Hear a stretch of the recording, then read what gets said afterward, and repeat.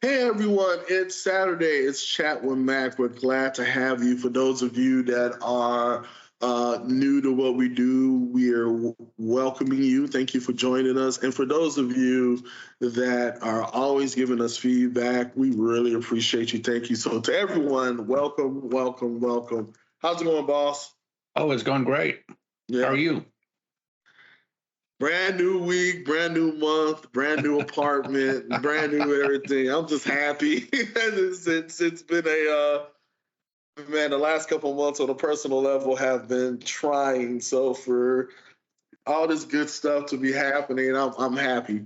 I usually don't Awesome. do the whole personal thing on here, but man, if you only knew, Yeah. it's been yeah, it's been rough. So I'm happy. I'm real happy. Hey, so something that has been on my mind, and we kind of talked briefly about this a couple of weeks ago.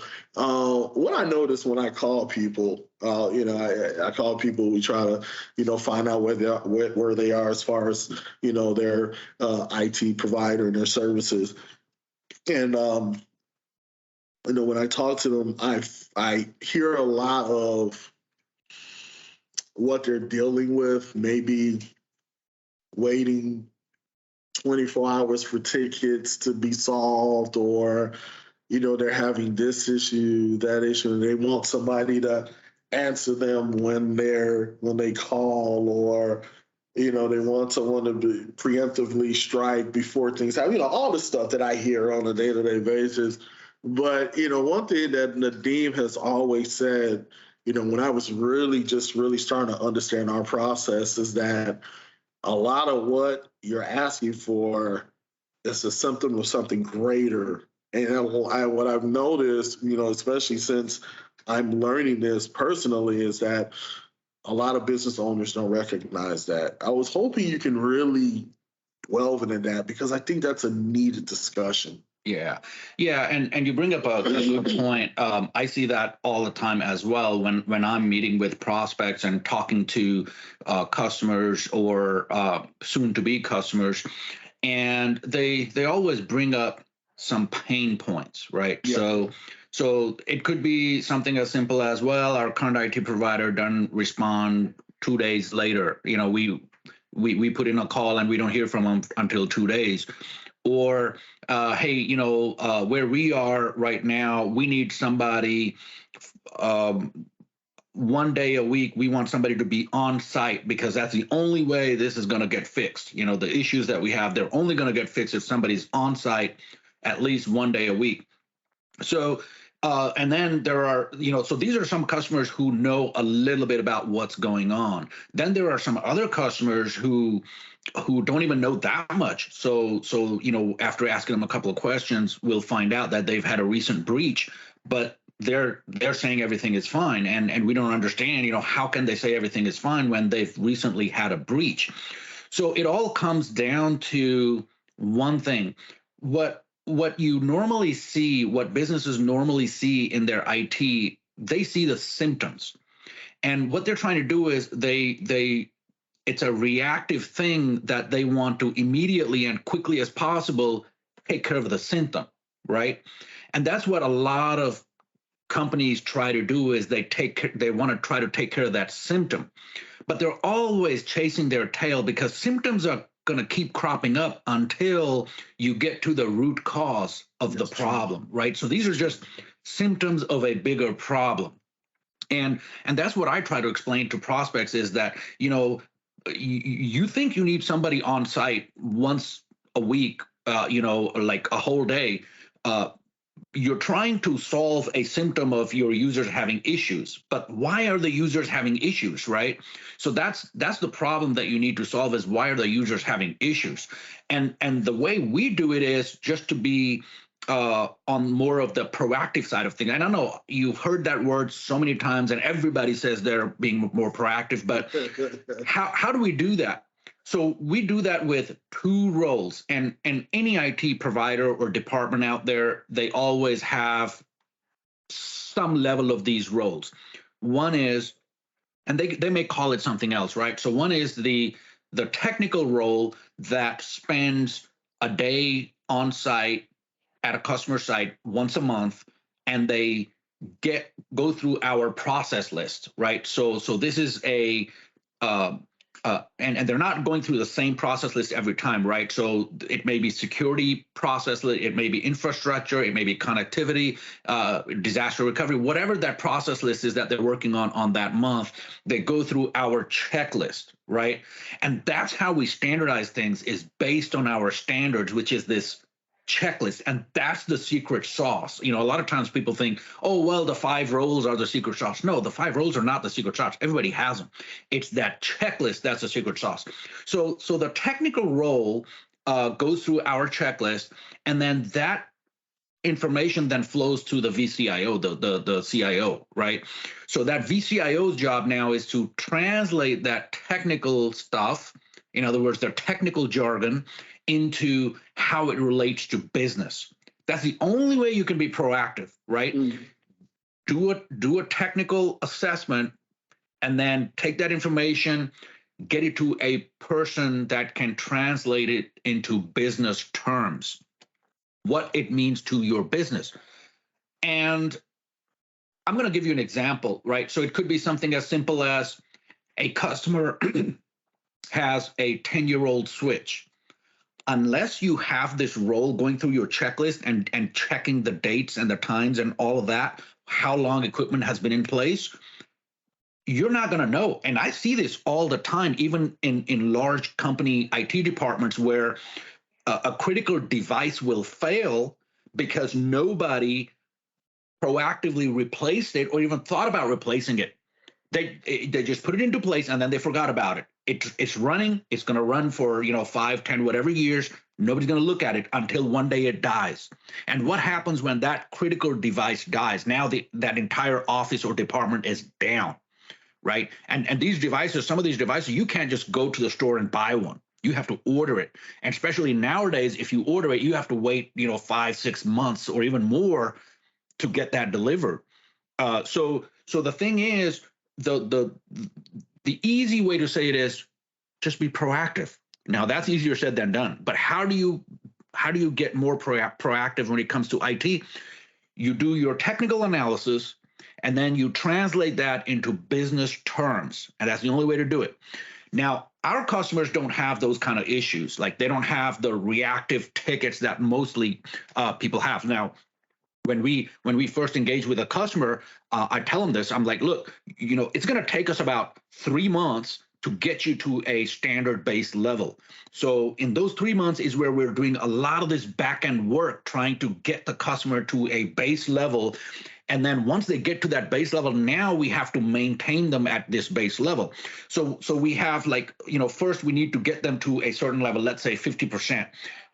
So once within the first 3 months they get to that 50%, now our job is to get them to that 90%. We're never going to get to 100%, but we want to get them to 90%. And that's the routine process. Every month, one whole day, a TAM, our technology alignment manager, goes through our checklist. That checklist gets to our CIO. The CIO then on a quarterly basis talks to business management to get the direction of the business and translates that technical document into business terms, so management can make better decisions, come up with better, more practical budgets, and know what their spend is going to be, instead of these surprises that sometimes come up from IT, right? So that's how we kind of turn the tide on things, is we get to the root cause of the issue as opposed to just taking care of the symptoms. It's like let's say, and I hate to give this example, but let's say there's a big problem and you have headaches, right? And there's one doctor who's going to prescribe you some kind of Tylenol or something just for the headache. Okay, take care of the headache. But what is that headache from? Is it what is that a symptom of? There might be something big going on. Now, of course, 80-90% of the time in the medical field, it's usually something simple. It could be just higher than normal blood pressure, or something weird like that. But what if it's something more? How would you know? You want to get to that root cause of that problem and not just take care of the symptom, because if you're just taking care of the symptom, that issue is going to stay there. Now, the symptoms in IT are a high number of tickets. user downtime, user machines crashing, right? Breaches, security issues. So these are just things that happen on a day-to-day basis. Issues like, users not able to print to certain printers, or user machines just blue screens, or machines running slower. Hey man, I got my machine, when it was new, it was running great, and it's been 2 months now, and now it's so sluggish, I can barely get anything done. Things like that, right? So those are the symptoms. And those are symptoms of a broken process. The IT process on the back end is broken. You are not aligning your IT to your business. There is no assessment done on a routine basis to keep you at that good baseline. So in our minds, it's a very simple thing to do, right? You follow the process, the standards checklist. Your TAM, your technology alignment manager, goes through the standards checklist once a month. They take care of that. They go through the list. That list then goes to the CIO. The CIO then gets with the business and takes care of it. That's what happens. Now, if you don't do that, then you end up spending a lot more time taking care of the symptoms, those tickets. So those tickets keep coming in, because if you're spending more time just taking care of tickets, you cannot spend time doing the TAM and the CIO process. So that's a vicious cycle, right? So that's a downward spiral of death for MSPs, is when they start focusing on the symptoms. And now because all of us have limited resources. So now we have a lot of resources taking care of tickets. We cannot have those resources spending time doing the technology alignment manager visits or the CIO quarterly business reviews. So now that just becomes worse, because when these people are working on tickets, not taking care of the proactive side of things, that just keeps getting out of hand. So that causes more tickets. More tickets causes more resources to go on to tickets, and that just gets out of hand really quick. And believe it or not, that's the one main thing why a lot of IT companies / MSPs always are struggling. They're just struggling to be profitable, to be positive, and to have fun doing what they're doing. It's always a struggle for them, right? And that's why there's a lot of M&A going on, because there are some companies that have figured this out, and they know they can look at the financials of an MSP, and they know exactly where the problem is just by looking at the financials, right? So they know exactly where the problem is, and they can say, okay, we want to get into this region. We don't have a presence in this area, and with this MSP, this is the problem. I see the numbers. I know we can fix this. Let's buy this MSP out, because they're not making a lot of money. They're not making a lot of profit. We can pick them up for a lot less than what they're really going to be worth, and we can turn them around. And that's what's happening, is as the industry as a whole matures, that's what we are seeing. And it all comes down to one simple thing: don't try to take care of the symptoms. Try to always get to the root cause of things. And in other words, that's just being more proactive. Right. So let's talk a little bit about, as it pertains to the thinking of the small business or small to medium-sized business owner, and why I personally don't feel as if that thinking has hold as it should with a lot of small to medium-sized business owners. And it almost feels like there needs to be this perfect storm before they start to look and say, well, man, this has happened. There's something that I'm not seeing, and I think the biggest problem I have is really trying to convey that message. I will ask a question to a small business owner and say, hey, you're happy with who you have. That's great, blah, blah, blah. Fine. What are metrics? Is there metrics? Do they have a plan in place?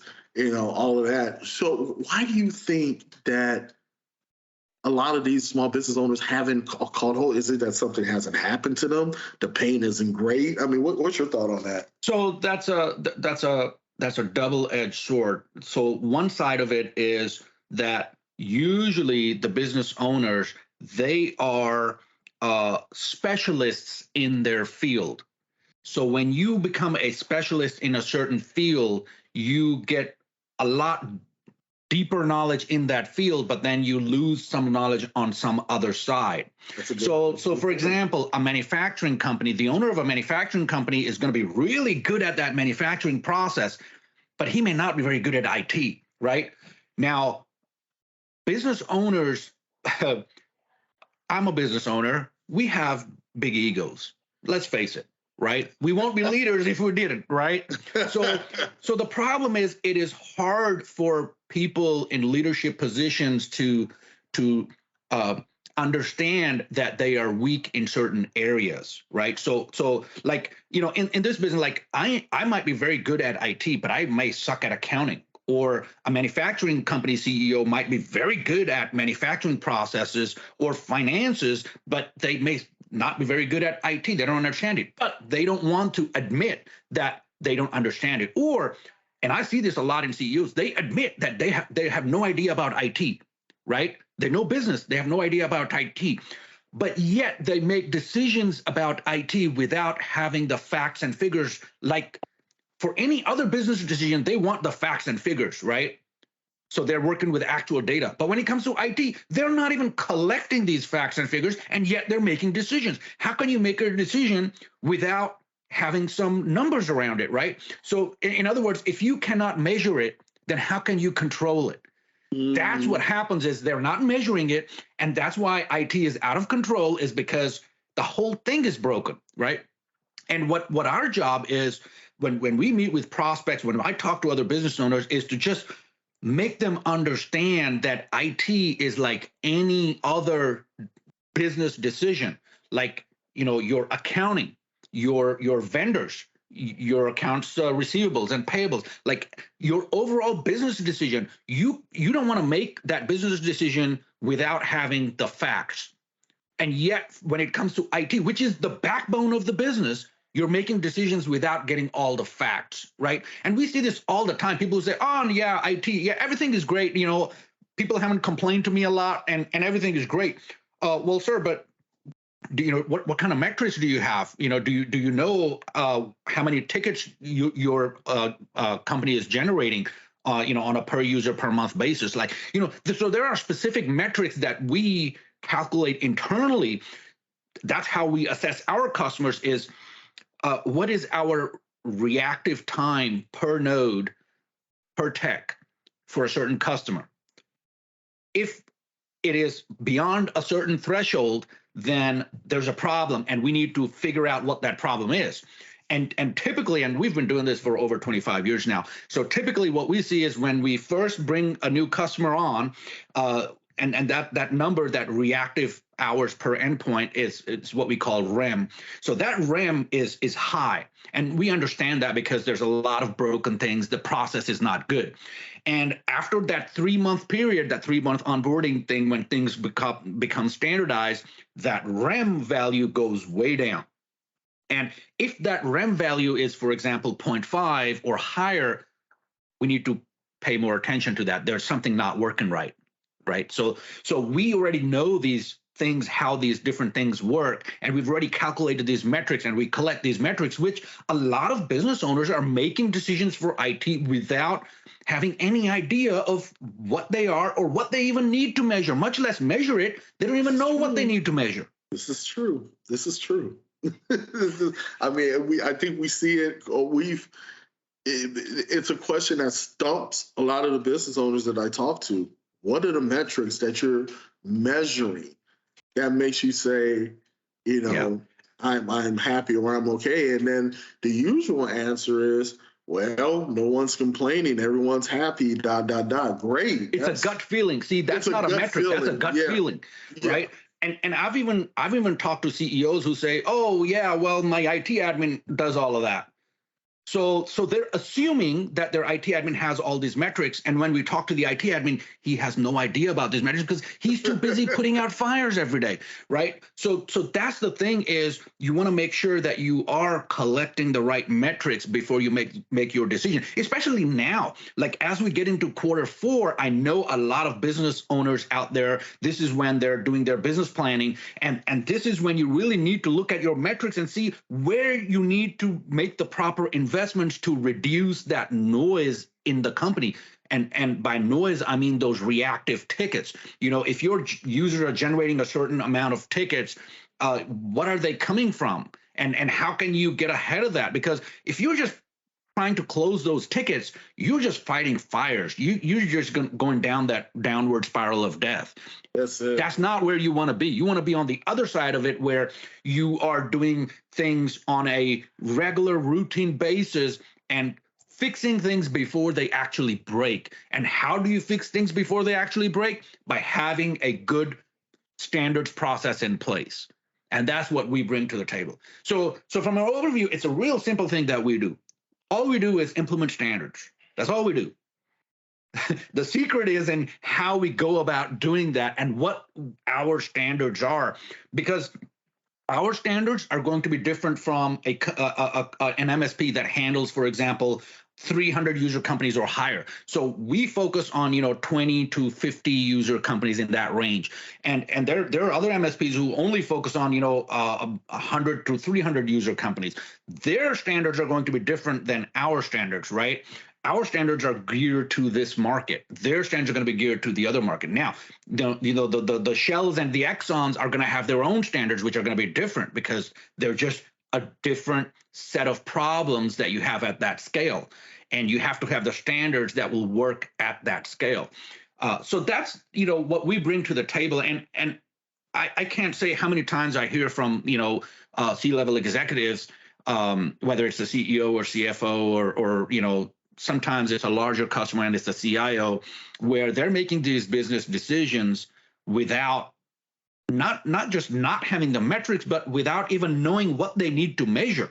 Yeah. That's the first thing that you need to start at, is what do you need to measure to be able to make those business decisions? I think honestly, it's something that we've noticed. I mean, it's a little concerning, if we're just being honest, especially in this landscape now. I mean, good Lord, the last, 3 years since COVID, or maybe 4, I forget, it's changed. Yeah. And so for you, it's almost, the best way I can describe it is, I think there's an old saying that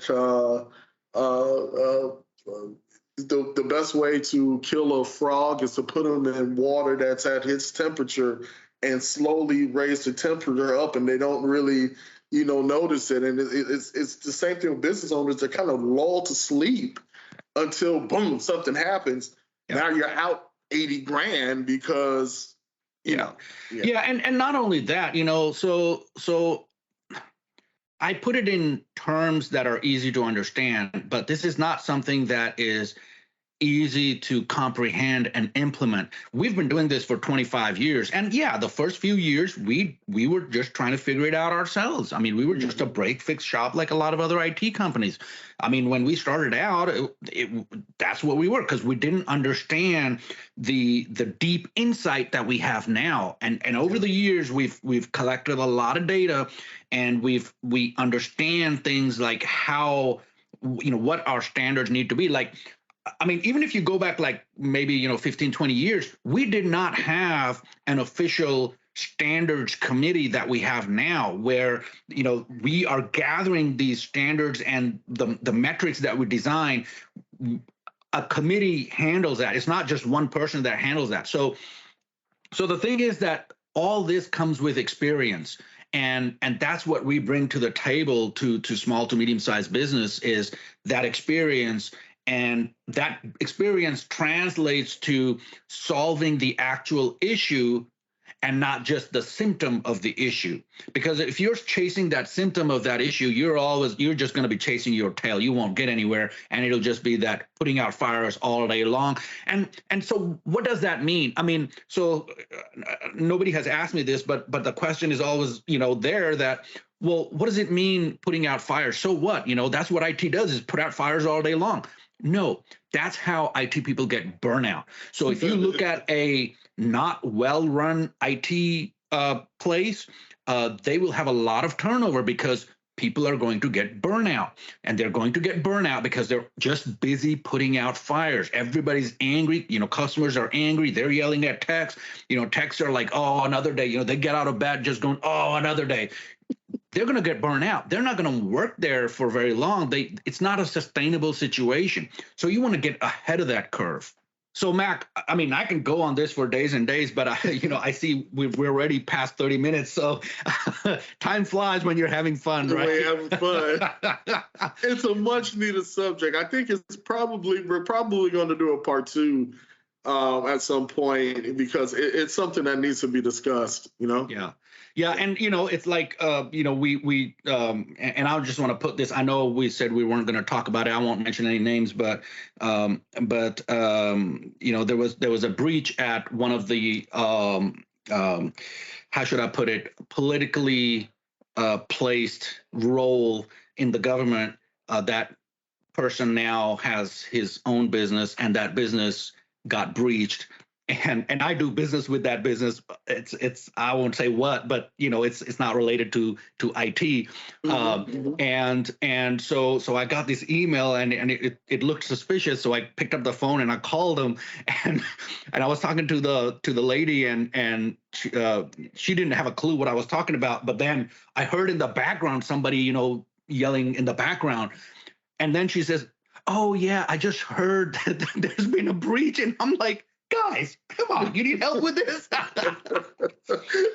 but the thing is, like we always say, nobody's immune, right? Yeah. If your process is broken, then these things are going to keep happening. You need to make sure that you have a good process in place, and that's the only way to fix these symptoms of the deeper problem. It's like you've always said since I started here, it's not a matter of if, it's a matter of when. Always assume breach. Yeah. It's a matter of when. Exactly. So I think, Mac, with that, we'll call it a day. It's a great weekend. I'm sure you have a lot of unpacking to do. Yes, sir. Yes, sir. Have a good day, Mac. And everybody, we'll see you next week. See you next week.